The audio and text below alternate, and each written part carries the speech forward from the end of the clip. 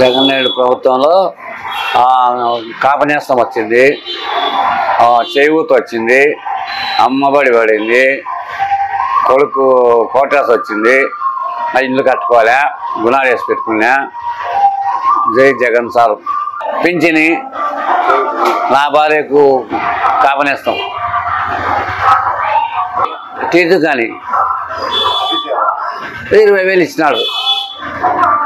First 10,000 ఇచ్చినాడు, చెల్లేసి 20,000 ఇచ్చినాడు. మాకేం పథకాలు రాలే. ఇప్పుడు రూపాయి పథకాలు రాలే. ఇప్పుడు జగన్మోహన్ రెడ్డి సార్ వచ్చినా పథకాలు వచ్చినాయి. పింఛని వస్తుంది నెలకు 3,000. నాకు పథకాలేం రాలేదు. మధ్యలో ఆ ప్రభుత్వం వచ్చినప్పుడు, తెలుగుదేశం ప్రభుత్వం వచ్చినప్పుడు, వైఎస్ రాజశేఖర రెడ్డి అయినప్పుడు మాకు క్వార్టర్స్ ఇచ్చినాడు. ఉండేది తెలుగుదేశం ప్రభుత్వంలో సెంటు భూమిలే, స్థలం మీద. నాకు రాజశేఖర రెడ్డి ఇచ్చినాడు. ఇప్పటికి ఆయన వచ్చినాక కొడుకు ఇచ్చినాడు సెంటు.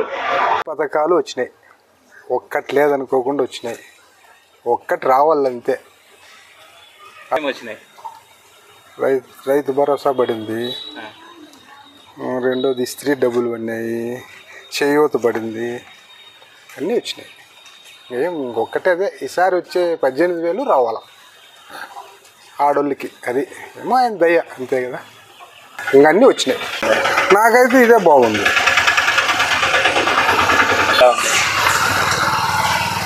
అది మామూలు. ఇంకా నన్నేం అడగల.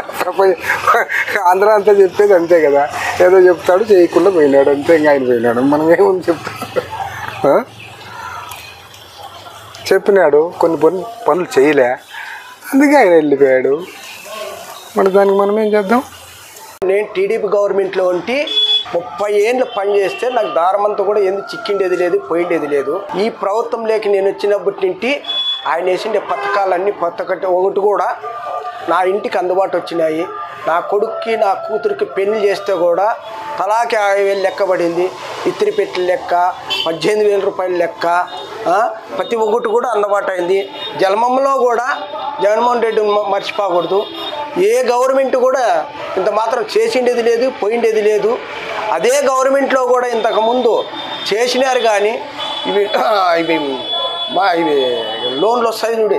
ఈ లోన్లు పలానోనికి చేస్తే బీసీ కార్పొరేషన్ లోన్ పలానోను చేస్తే యువతలోడు 50,000 ఇస్తానంటే యువతలోనికి ఎత్తపై చేసిండే వాళ్ళే కానీ కార్యకర్తలకు చేసిండేది లేదు. ఇటువంటి గవర్నమెంటు ఇంకా మనకి 10 ఏళ్ళు ఉన్నా కూడా 20 ఏళ్ళు ఉన్నా కూడా లాస్ లేదు. ఇప్పుడు జనాలు ఏమంటే పెద్ద నాయకులే, చిన్న జనాలు ఏంది లేదు. పెద్ద నాయకులు మా దగ్గరికి రాలేక డైరెక్ట్గా జగన్మోహన్ రెడ్డి వాళ్ళ ఎన్నలేకి పంపిస్తున్నాడు. మాతాకు వచ్చేకి ఇబ్బంది లేక నాయకులు ఇబ్బందులు పడి మాతో చాలా మేము మాట్లాడేకి లేకుండా అన్నీ ఆయనే సౌహృదం చేస్తున్నాడు. కాబట్టి జగన్మోహన్ రెడ్డిని నమ్ముకోండి వాళ్ళు ఎప్పుడు చెడిపోకూడదని కోరు. ఈరోజు ప్రతి ఒక్కరు ఎస్టీ బీసీలంతా మైనార్టీలంతా తింటున్నారంటే 10 రూపాయల లెక్క ఇంట్లోకి చేరికవుతుందంటే ఆయన పుణ్యమే. ఒక ఇంటి తగ్గలే, ఒక ఆఫీస్ పోయే పనిలే, ఇంటి తగ్గ తలుపు తట్టుకొని వస్తున్నాయి. ప్రతి ఒక్కటి కూడా పింఛని దేకి తలుపు తట్టుకొని వస్తున్నాయి. అంతకంటే వచ్చేవాళ్ళు ఇంత మాత్రం ముఖ్యమంత్రి ఏడ కనపడడు. మన ఇండియాలోనే లేడనుకో. ఇంతకుముందు ఇప్పుడు జగన్మోహన్ రెడ్డి మీ ఇంట్లో న్యాయం జరిగింటే ఓటేయండి, లేకపోతే వద్దు అంటున్నాడు. మరి ఇంతకుముందు నువ్వు ఇన్నాళ్ళు కష్టపడినావు కదా, మరి నువ్వేం చెప్పేది ఏంటి, ఏం చేస్తున్నావు నువ్వు? అయ్యా నువ్వేంది పథకం కూడా చెప్పలేదు. పల్లాపల్లి ఎత్తుకుంటానే వాళ్ళని చంపిరి వీళ్ళని చంపిరి ఇవే చెప్తున్నావు. కానీ ఒక పథకం పెట్టి చేసిండేది లేదు, పెట్టిండేది లేదు. గోమ కథలు చెప్పుకుంటుండేకి ఇప్పుడు ప్రజలు అంత గుడ్డోళ్ళు ఏం లేరు, అంత అమాయకులు ఏం లేరు. ఇప్పుడు ప్రజలు బాగా రాజకీయం తెలియనోనికి కూడా తెలిసింది. ఇప్పుడు ఇందులో ఉండే రాజకీయాన్ని అదే ఒక ముసలోడు ఏడన్నా మీటింగ్ పెడితే చంద్రబాబు నాయుడు ముఖ్య ఎమ్మెల్యేలు పని చేస్తూ ఉన్నారు, మేము ఏందని చెప్తా స్టేజ్లోకి వస్తామంటే నువ్వేమంటావు? రే పెద్ద ఆయన వస్తాడా పక్కెడతానరా అంటావు. అదే జగన్మోహన్ రెడ్డి కింది దిగి వచ్చి మాట్లాడించి ఏం నీ పరిష్కారం అని పరిహరించిపోతున్నాడు. ఇంతకంటే ఇంకేం కావాలా? నా పేరు వెంకటేశు. మా సొంత ఊరు వచ్చి పుట్టపర్తి పక్కన కోయిలగుట్టపల్లి. మేము వైఎస్ఆర్ ప్రభుత్వం తరపు నుంచి లబ్ధి పొందినటువన్నీ నాయ బ్రాహ్మణునికి 10,000 రూపాయలు లబ్ధి తీసుకున్నాను. తర్వాత మాకి పిల్లలు అమ్మఒడి పథకం వచ్చింది, లబ్ధి పొందినాము. తర్వాత మాకు స్థలం లేదు, ఇల్లు లేదు, ఇంటి పట్టాభారం వచ్చింది. ఇండ్లు కూడా మాకు సౌకర్యం కల్పించినారు జగన్మోహన్ రెడ్డి సారు. తర్వాత మళ్ళీ కూడా జగన్మోహన్ రెడ్డి సార్ ముఖ్యమంత్రి కావాలని మా ఉద్దేశం. సంతోషంగా కోరుకుంటున్నాము.